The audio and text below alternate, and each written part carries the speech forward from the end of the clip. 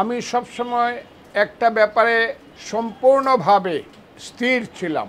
আমার স্থির বিশ্বাস ছিল যে ভারতবর্ষ 10,000 বছরের ভারতবর্ষের ইতিহাসে বৈচিত্র্যের মধ্যে ঐক্যের যে সন্নিবেশ, ভারতের রাজনীতি, অর্থনীতি, সমাজে, সংস্কৃতিতে, এটা বর্তমান ভারতের একটি সাম্প্রদায়িক শক্তি বিভিন্ন কারণে ক্ষমতা দখল করে ভারতকে ভিন্ন দিকে সাম্প্রদায়িকতার দিকে প্রবাহিত করে দক্ষিণ পূর্ব এশিয়াকে অন্ধকারের দিকে নিয়ে যাচ্ছে।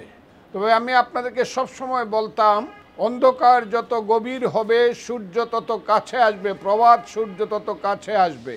এবং আমার ধারণা ছিল সাম্প্রদায়িকতা এবং বিভিন্ন ভেদাভেদ প্রথা মাধ্যমে বিজেপি আরএসএস যতই মানুষকে অন্ধকারে রাখুক, ভারতের মানুষ জাগবেই। এবং আমি চ্যালেঞ্জ করে বলেছিলাম, মোদির যে শক্তি নিয়ে ক্ষমতা এসেছে দুইবার 14 সনে এবং 19 সনে, আগামী 24 সনে, এটা আমি 5 বছর যাবৎ বলছি কথাটা, মোদি বা বিজেপি সেই ক্ষমতা নিয়ে আর আসতে পারবে না। এবং আমি খুব খুশি যে আমার সেই চিন্তা চেতনা ভবিষ্যৎবাণী যাই বলেন না কেন, এটা প্রমাণিত হয়েছে।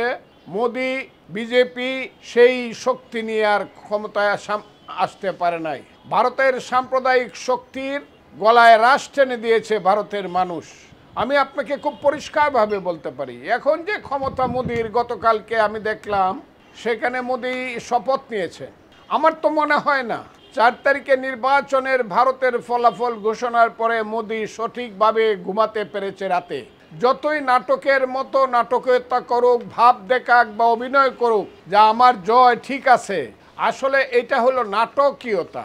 কিন্তু মোদির আসল ব্যাপার হলো রাত্রে যখন ঘুমায় তখন মোদি দেখে, আগে যে মানুষ মোদি সরকার বলতো, এখন আর এটাকে মানুষ মোদি সরকার বলবে না, বলবে এনডিএ সরকার।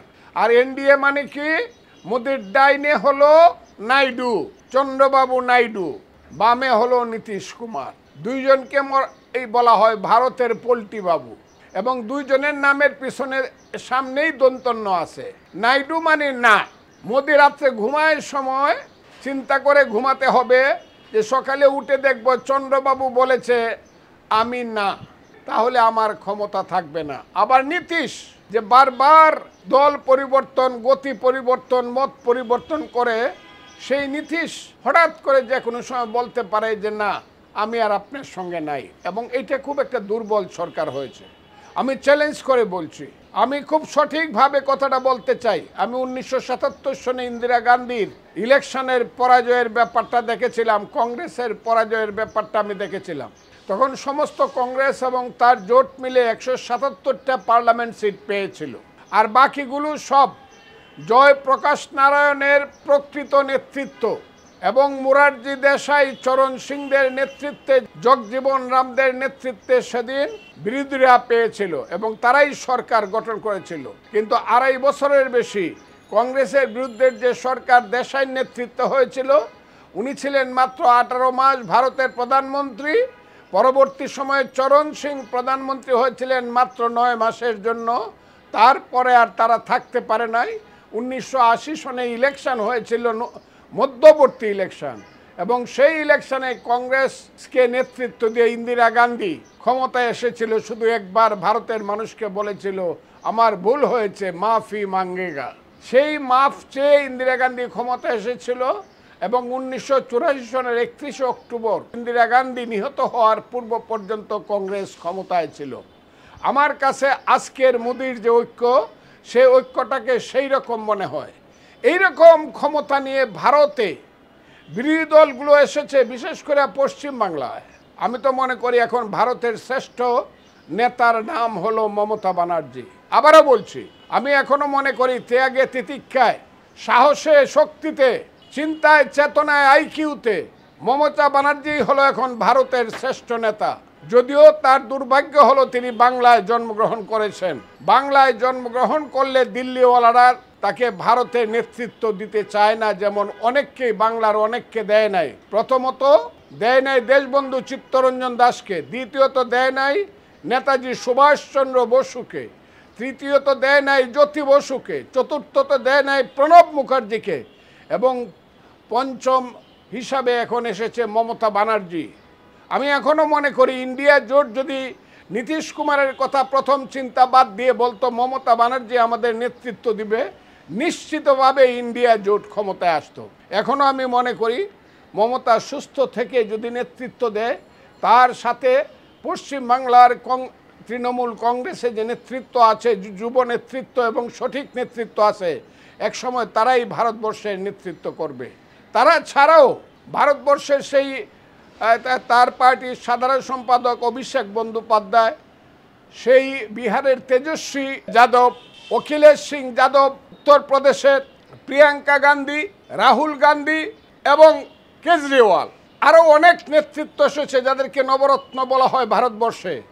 তাদের সামনে মোদি কিছুতেই টিকতে পারবে না এবং আমি মনে করি 6 মাসের মধ্যে মোদির গদি টলটলয়মান হবে এবং পড়ে যাবে এবং নতুন করে হয় ভারতে নির্বাচন হবে, তা না হলে ইন্ডিয়া জোট ক্ষমতায় ভারতে আসবে।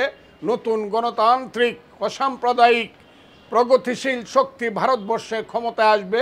তখন ভারতবর্ষ আলোকিত হওয়ার সঙ্গে সঙ্গে দক্ষিণ পূর্ব এশিয়া আলোকিত হবে। আমি খুব পরিষ্কারভাবে এখনো বলছি, মোদী সরকার আগের শক্তি নিয়ে আর ক্ষমতা প্রদর্শন করতে পারবে না।